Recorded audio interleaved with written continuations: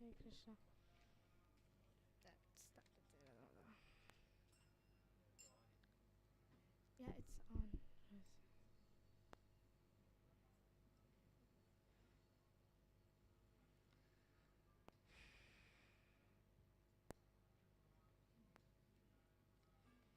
Jaya Radha Madhava Kunja Bihari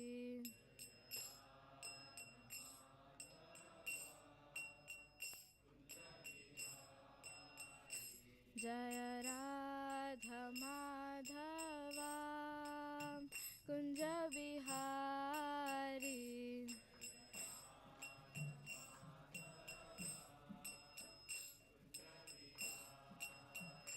Jaya Gopi Jana Vallabha Girivaradhari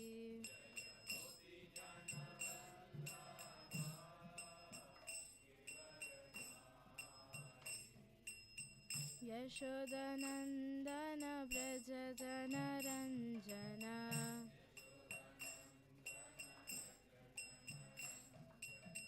Yamuna Tira Vanachari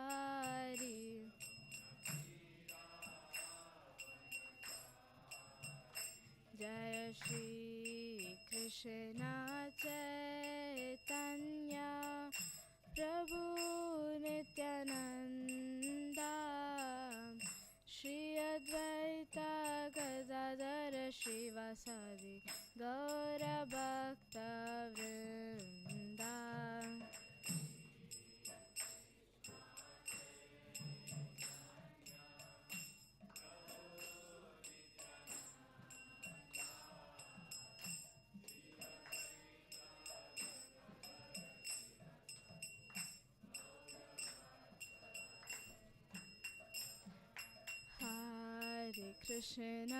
Hare Krishna, Krishna Krishna, Hare Hare, Hare Ramo,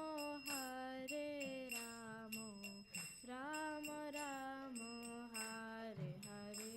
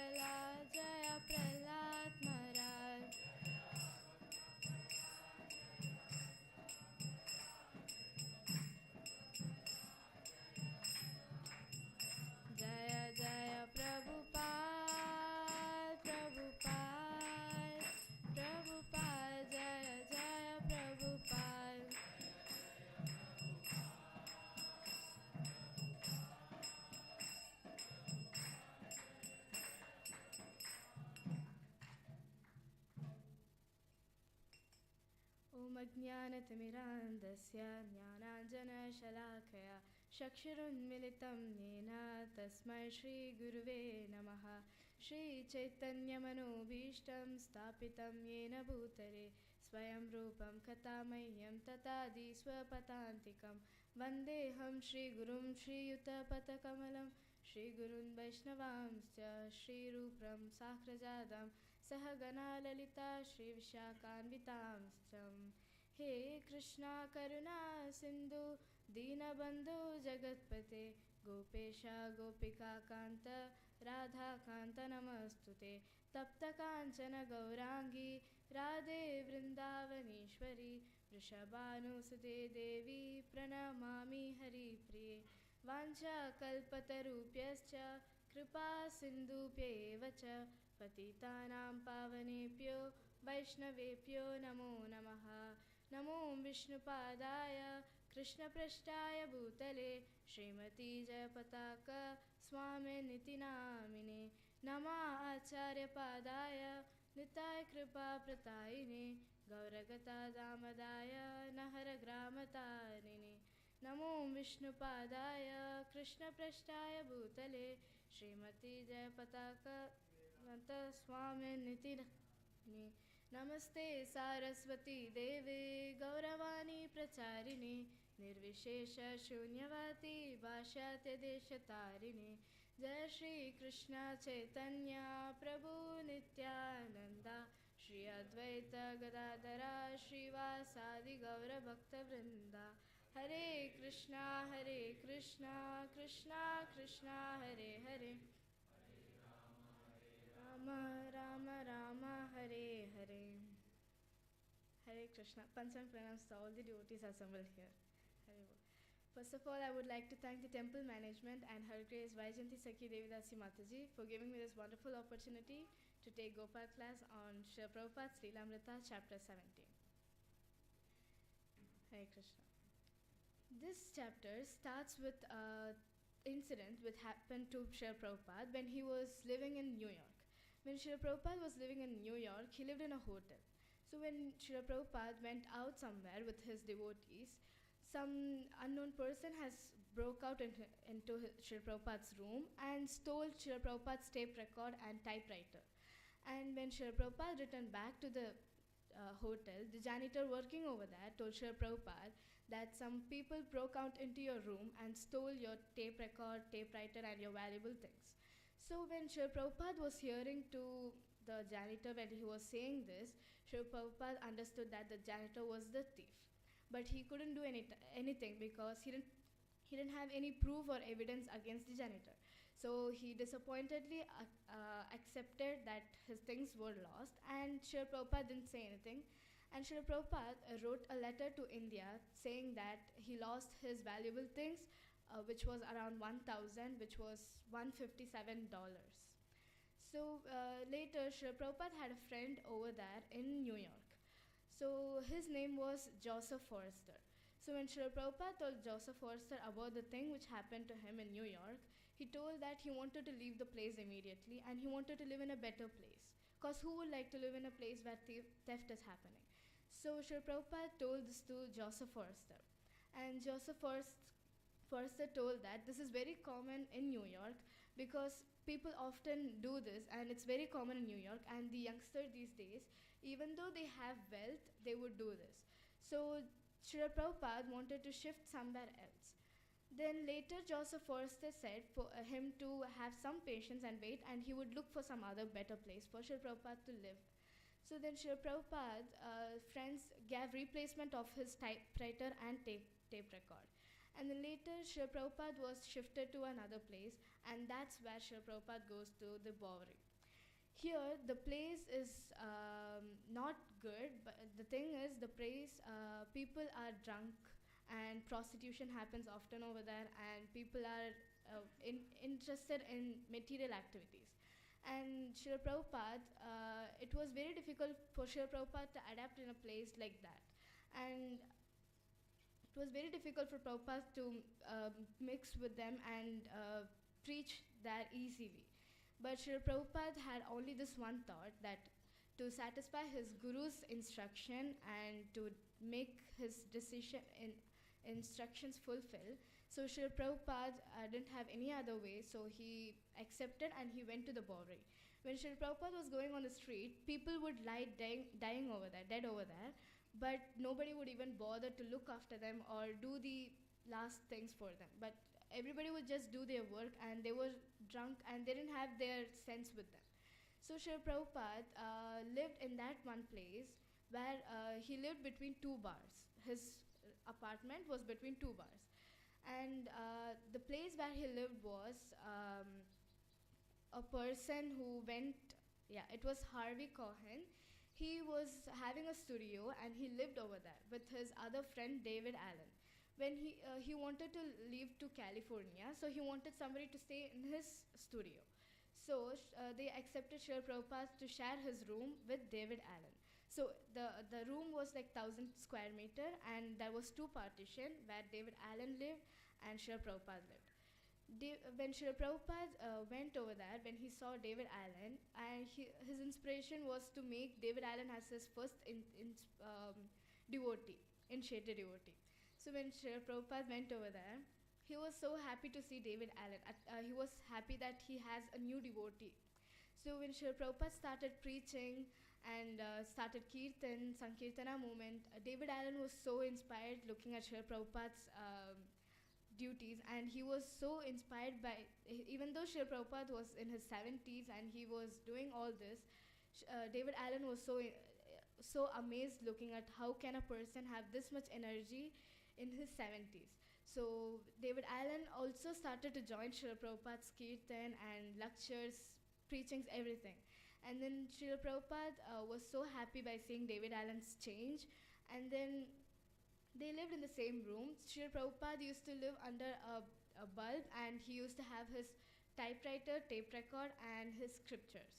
And David Allen used to sleep early, and he used to wake up and still see Srila Prabhupada doing his work. And then once, Srila Prabhupada was doing this thing, and he came to know that people had an interest towards learning Sanskrit.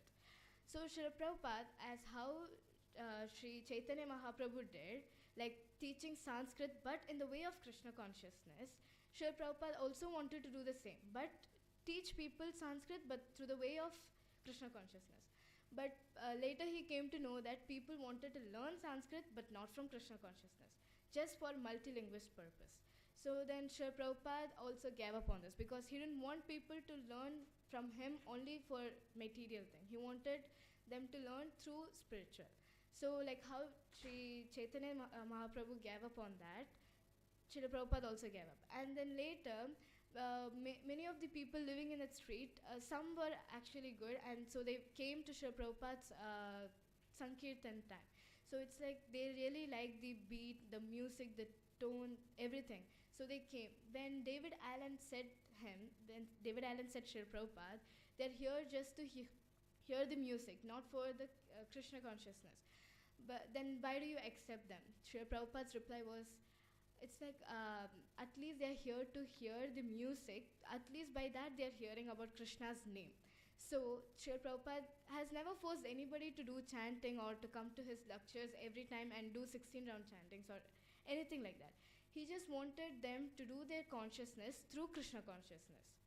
It's like devotating your consciousness with the Supreme Consciousness. That's what Srila Prabhupada has said in this chapter. And then the Bowery was a very worst place, that there was a song written on the Bowery saying that I would never come here anymore. It was written by Charles M. Hoyt. And even though the place was very bad and it was very bad situation, Srila Prabhupada managed to do his preachings, his teachings, everything over there. And then later David Allen also became a devotee of Srila Prabhupada by attending Srila Prabhupada's lecture, everything. Then later, Joseph Forster told Srila Prabhupada to shift somewhere else. So Srila Prabhupada had a friend over there, Carl Jurgens. So he was living with his wife in a hotel, and their house was in the top of the hotel. So Srila Prabhupada went to stay with them. But the thing was, Carl Jurgens' wife didn't like Srila Prabhupada's appearance over there. So she was so rude and mean towards Srila Prabhupada and didn't like Srila Prabhupada to live there. And then Carl Jurgen saw this, and he didn't want Srila Prabhupada to feel bad, so he made Srila Prabhupada to stay in another hotel. So that is where Srila Prabhupada made his teachings everywhere, in a hotel, in a coffee shop. It was in a hotel, it was a coffee shop. Then later, Srila Prabhupada did his preachings, and he told Joseph Forster he said thanks for making me stay over here, and many devotees started joining Srila Prabhupada, and he started his Sankirtan movement over there. So from this, what we understand is Srila Prabhupada could have stayed back in Vrindavan and could have peace. He would have gone to the temple, see Radha Madhav, and had his prasad. He would have a peaceful life. But he wanted to help us from this material world to get back to spiritual world. So he was a helping hand sent by Krishna to us. So even in his 70s, he managed to help us all just because he wanted us to have our spiritual life beautiful. So Srila Prabhupada had gone through many miseries, he had many problems in his life, but he managed all those just to help us. He has never forced anybody to do anything, but just devoting your consciousness with the Supreme Consciousness. So this is what Prabhupada is trying to convey us.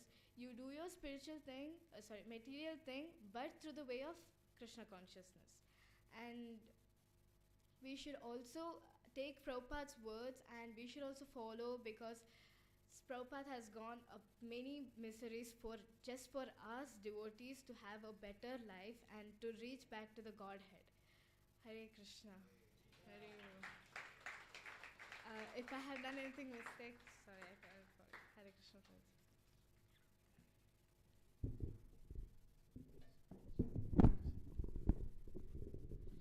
Hare Krishna, Krishna Krishna, Hare Hare, Hare Rama, Rama Rama, Hare. Thank you so much, Subalakshmi. Subalakshmi is the daughter of Ekeshwar, His Grace Ekeshwar Gopesh Prabhuji, and Her Grace Vranda Brajagopi Mataji.